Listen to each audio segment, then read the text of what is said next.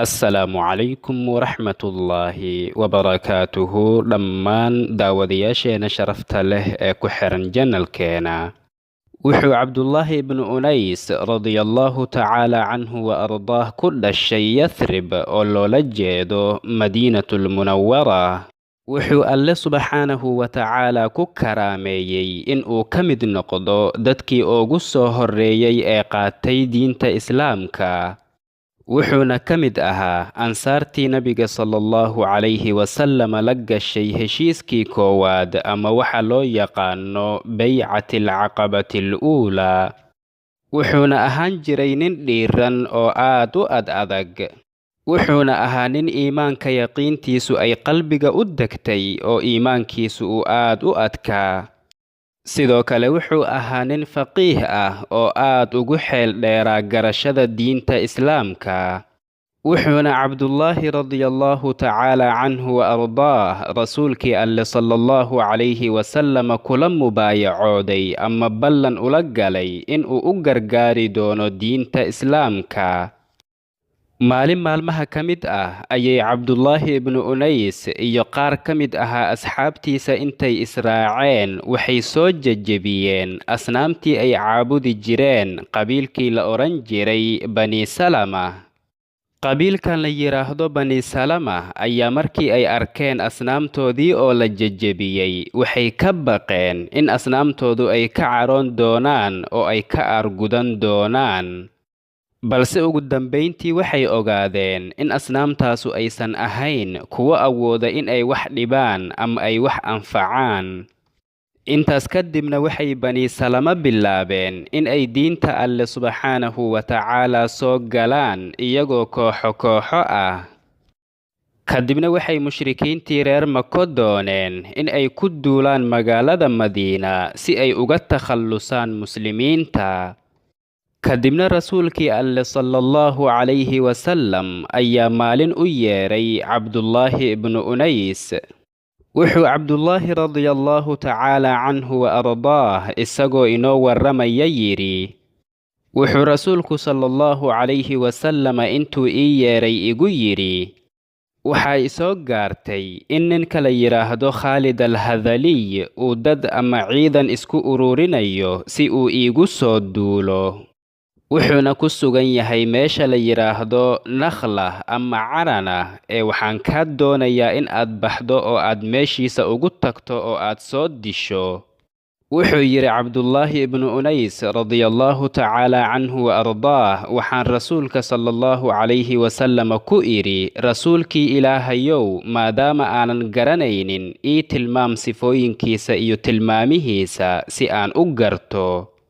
wuxuu rasuulku sallallahu calayhi wasallam ku yidhi, haddaad aragto wejigiisa waad ka heebaysanaysaa oo waad ka baqaysaa waxaadna xasuusanaysaa shaydaanka. wuxuu kaloo ku yidhi, aayadda ama calaamadda aad ku garan doonto ama idiin dhexayn doonta waa in aad jirircooto markii aad aragto. wuxuu yidhi cabdullaahi radiallahu tacaala canhu wa ardaah waxaan ahaa nin aanan ragga ka haybaysanine markaas baan intaan seeftayda diyaarsaday ama aan xertay soo dhaqaaqay ilaa aan ka imid halkii uu ku sugnaa. wuxuu yidhi markii aan arkayna waxaan dareemay ama aan isku arkay dhammaan calaamadihii uu ii sheegay rasuulkii alle calayhi salaatu wassalaam. markaas baan idhi, sadaqa allaahu wa rasuuluh, alle iyo rasuulkiisu run bay sheegeen. wuxuu yidhi markaas baan dhankiisa soo aaday. markaas buu igu yidhi, waa qof ma ama yaad tahay? wuxuu ku yidhi, waxaan ahay nin carabta ka mid ah. waxaan maqlay adiga iyo ciidanka aad u ururinayso in ay la dagaalamaan muxamed, waxaana kuugu imid si aan kaala qayb qaato. wuxuu yidhi, haa waa runtaada, waxaan ku jiraa in aan diyaariyo ciidan muxamed la dagaalama. wuxuu yidhi markaas baan sii raacay oo aan cabbaar la socday anigoo u sheekaynaya oo isaguna uu sheekada ku macaansanayo ilaa uu ka soo gaaray hoygiisa oo ay asxaabtiisuna ka kala tageen. wuxuu yidhi markaas baan intaan seeftayda qaatay qoorta ka jaray waxaana ka tagay isagoo ay ku dul barooranayeen haweenkiisa iyo carruurtiisa. wuxuu yidhi markii aan rasuulka sallallahu calayhi wasallam u soo laabtay oo uu rasuulku calayhi salaatu wasalaam i arkay ayuu igu yidhi aflaxal wajh, wejigaagu waa uu guulaystay. markaas baan ku idhi waan soo dilay rasuulkii ilaahayow. markaas buu rasuulku sallallahu calayhi wasallam igu yidhi waa runtaada. wuxuu yidhi kadibna rasuulka sallallahu calayhi wasallam ayaa intuu iwaday ila galay gurigiisa. markaas buu intuu ul ama bakoorad isiiyey igu yidhi ushaan iska hayso yaa cabdallaah. wuxuu yidhi kadibna markii aan dadka u soo baxay ayay waxay igu yidhaahdeen maxay tahay ushaani. wuxuu ku yidhi rasuulka ayaa isiiyey oo igu amray in aan ilaalshado oo aan iska haysto. waxay ku yidhaahdeen maad intaad rasuulka ku laabatid soo weydiisid sababta uu kuu siiyey. wuxuu yidhi markaas baan intaan rasuulka sallallahu calayhi wasallam ku laabtay ku idhi rasuulkii ilaahayow maxaad ii siisay ushaani. markaas buu rasuulku sallallahu calayhi wasallam ku yidhi waa aayad ama calaamad inoo dhaxayn doonta aniga iyo adiga maalinka qiyaamaha. maalinkaasoo ay yar yihiin dadka haysta wax ay ku taagsadaan ama ay ku tiirsadaan. waxaa la yidhi maalinkaas wixii ka dambeeyeyna cabdullaahi ayaa ushaan ku lamaaniyey seeftiisa, kamana uusan tegi jirin mar walba ilaa uu ka geeriyooday. kadib markii uu geeriyoodayna waxaa la amray in karfantiisa loo dhexgeliyo ushiisa. kadibna isaga iyo ushiisaba waxaa lagu duugay hal qabri radiyallaahu tacaala canhu wa ardaah. ilaa iyo waagii uu rasuulku calayhi salaatu wasalaam madiino u soo hijrooday waxay yahuuddu ku mashquulsanaayeen in ay dhagar u maleegaan islaamka iyo muslimiinta. dadkii alle iyo rasuulkiisa ugu cadaawadda badnaana waxaa ka mid ahaa boqorkii yahuudda oo la odhan jiray abuu raafic ibnu abilxuqiiq oo walaal la ahaa banunadiir. wuxuu boqorkan maleegi jiray oo isku dayi jiray in uu dilo oo uu ka takhalluso rasuulka sallallahu calayhi wasallam.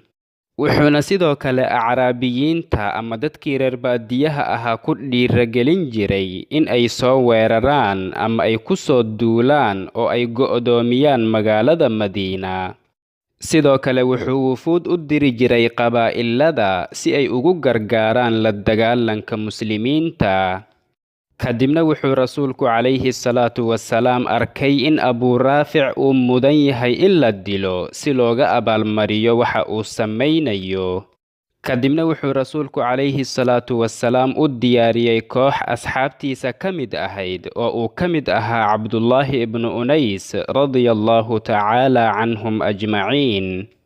wuxuuna rasuulku calayhi salaatu wasalaam kooxdan madaxa ooga dhigay ama hogaamiye ooga dhigay cabdullaahi ibnu catiik maxaa yeelay wuxuu ahaa nin garanayay yahuudda luqadooda. kooxdan uu rasuulku calayhi salaatu wasalaam u diray yahuudda boqorkooda ayaa waxay ahaayeen kuwo habeenkii soconayay oo maalinkiina isqarinayay si aanan arrinkooda loo ogaanin ilaa ay ka soo gaaraan meesha la yidhaahdo khaybar. kadibna markii ay soo gaareen ayay isqariyeen ilaa habeenku uu mugdi ka noqday. wuxuuna cabdullaahi ibnu catiik radiyallaahu tacaala canhu wa ardaah ku guulaystay in uu dejiyo xeeladii ay ku dhaafi lahaayeen oo ay gudaha ugu geli lahaayeen yahuudda dhufaysyadooda ka hor inta aysan cidina ogaanin. waxay sugeen ilaa ay ka hurdeen kuwii dhufaysyada ku jiray oo sawaxankooduna ay ka degtay. markaas kadib ayay soo galeen ilaa ay ka soo gaareen qolkii uu ku jiray boqorkooda oo la odhan jiray salaam ibnu abilxuqiiq oo loo yaqaano abuu raafic.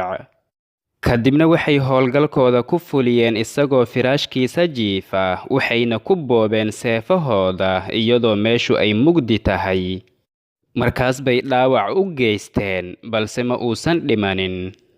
kadibna cabdullaahi ibnu unays ayaa intuu si deggan ugu soo dhowaaday seeftiisa caloosha ka geliyey ilaa uu ka dilay. kadibna ibnu abilxuqiiq xaaskiisa ayaa bilowday in ay qayliso ilaa ay u soo carareen kuwii dhufaysyada ku jiray. kadibna waxay mujaahidiintuna u soo degdegeen in ay ka soo degaan oo ay ka soo laabtaan, balse waxaa turunturooday oo lugaha ka jabay cabdullaahi ibnu catiik. kadibna cabdullaahi ibnu unays radiyallaahu tacaala canhum ajmaciin ayaa garabkiisa ku qaaday oo ku xambaaray ilaa uu kala soo baxay dhufaysyada.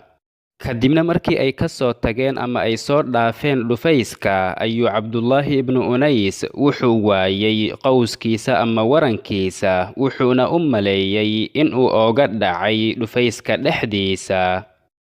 kadibna cabdullaahi ibnu unays radiyallaahu tacaala canhu wa ardaah ayaa intuu dib u laabtay isku dhex daray raggii dhufaysyada ku jiray, isagoo iska dhigaya qof la raadinaya qofkii dilka geystay ilaa uu ka helay warankiisa oo uu ka soo qaatay. wuxuuna ka soo baxay isagoo nabad qaba. kadibna waxay ku soo laabteen magaalada madiina. kadibna rasuulka sallallahu calayhi wasallam ayaa markii uu arkay intuu dhoola caddeeyey wuxuu yidhi, aflaxatil wujuuh. markaas bay iyaguna ku yidhaahdeen, aflaxa wajhuka yaa rasuulallah. waxayna kooxdan mujaahidiinta ah ku doodeen qofkii dilay sallaama bnu abilxuqiiq. qof walba oo iyaga ka mid ahna wuxuu dhahayay, seeftayda ayaa dishay. markaas buu rasuulku calayhi salaatu wasalaam ka codsaday in ay u dhiibaan seefahooda. markaas buu rasuulku sallallahu calayhi wasallama intuu eegay yidhi, waxaad dishay cabdullaahi ibnu unays seeftiisa. kadibna yahuudda ayaa kadib markii laga dilay boqorkooda intay isku yimaadeen oo shireen, waxay boqor cusub u doorteen nin la odhan jiray yusiir ibnu rusaam. ninkan ayaana wuxuu ahaa nin khiyaano iyo dhagarba lagu yaqaanay. markaas buu wuxuu bilaabay inuu qabaa'ilada iyo reer baadiyaha ku dhiirageliyo in ay isku diyaariyaan la dagaalanka muslimiinta oo uu dhaqaalana ku bixiyo ilaa warkiisu uu ka soo gaaray magaalada madiina. kadibna wuxuu rasuulku calayhi salaatu wasalaam arrinkiisa kala tashaday asxaabtiisa. kadibna waxay go'aansadeen in ay wafdi u diraan si ay ugu qanciyaan inuu ka joogsado maagidda muslimiinta si uusan dagaal u gelinin qowmkiisa. kadibna cabdullaahi ibnu rawaaxa radiyallaahu tacaala canhum ajmaciin ayaa soo baxay isagoo hogaaminayay wafdi uu ku dhex jiray cabdullaahi ibnu unays ilaa ay ka yimaadeen khaybar oo ay la hadleen yusiir ibnu rusaam. waxayna ku qanciyeen inuu madiino u raaco si uu heshiis nabadgeliyo nebiga sallallahu calayhi wasallama uga soo qaado qowmkiisa. kadibna yusiir ayaa intuu kaxaystay koox ka mid ahayd dhallinyaradii yahuudda wuxuu wafdigii muslimiinta la soo aaday madiino dhankeeda. wuxuuna qof walba oo ka mid ah muslimiinta gaadiidkiisa ku xambaaray qof ka mid ah yahuudda. yusiirna wuxuu cabdullaahi ibnu unays la fuulay faraskiisa. kadibna waxay iyagoo isla socda u soo ambabaxeen madiino dhankeeda. kadibna markii ay dhexda soo marayeen ayay yusiir waxay naftiisu ugu sheekaysay inuu dhagar sameeyo. kadibna wuxuu go'aansaday inuu dilo cabdullaahi ibnu unays oo uu faraskiisa la saarnaa, si kadibna asxaabtiisa mid walba uu u dilo qofka uu la saaran yahay faraskiisa, oo kadibna ay dib ugu laabtaan khaybar. markaas buu wuxuu isku dayey inuu cabdullaahi ibnu unays seeftiisa uga dafo si degdeg ah isagoo ku qaylinayay, yaa lithaaraatiilyahuud, yaa lithaaraatiilyahuud. balse cabdullaahi ibnu unays radiyallaahu tacaala canhu wa ardaah wuxuu ahaa mid ka feejignaa. markaas buu intuu seeftiisa soo baxsaday lugaha ooga dhuftay. markaas buu yusiirna tiir ka samaysnaa geed ama alwaax intuu cabdullaahi ibnu unays madaxa ooga dhuftay madaxa ka dilaaciyey. balse nasiib wanaag cabdullaahi ayaa naftiisa xakameeyey oo is-adkeeyey oo mar kale soo weeraray oo halkaas ku dilay. wuxuuna qof walba oo yahuudda ka mid ahaa isku dayey inuu dilo qofkii uu faraskiisa la saarnaa oo ka mid ahaa muslimiinta. markaas bay muslimiintuna la dagaalameen oo halkaas ku laayeen, waxaana yahuuddii ka fakaday oo keliya hal nin oo isagoo baxsad ah oo cararaya ku laabtay Khaybar. kadibna waxay muslimiintuna isaga laabteen magaalada Madiina. markaas bay rasuulka calayhi salaatu wasalaam u sheegeen khiyaanadii ay sameeyeen yahuudda iyo cawaaqibtii ay ka dhaxleen khiyaanadooda. هذا والله تعالى أعلى وأعلم، وصلى الله وسلم وبارك على سيدنا محمد وعلى آله وصحبه أجمعين، والسلام عليكم ورحمة الله وبركاته.